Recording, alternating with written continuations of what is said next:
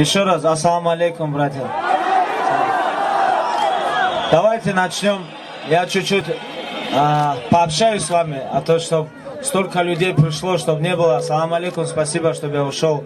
С самого начала вы следили за всем этим, да, все, что происходило там на пресс-конференциях там, и так далее, там, в интернете, разницы нету везде.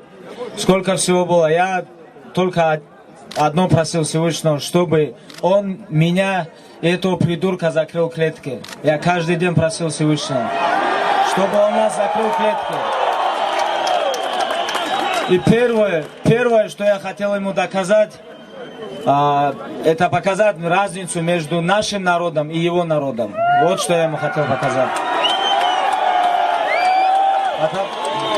Потому что мы все здесь знаем, да, какая большая история у нас, какие у нас были предки. 6 октября, когда клетка закроется, потом я за себя уже не отвечаю. И то, что было там после боя, кто-то говорит там неправильно, кто-то говорит правильно.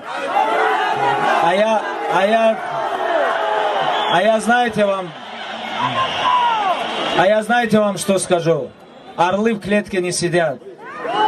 Орлы в клетке не сидят. Я это им показал. И ему показал, его команде показал. И самую большую мотивацию мне давал мой родной Дагестан и все болельщики, которые меня ждали здесь дома. Большое спасибо всем.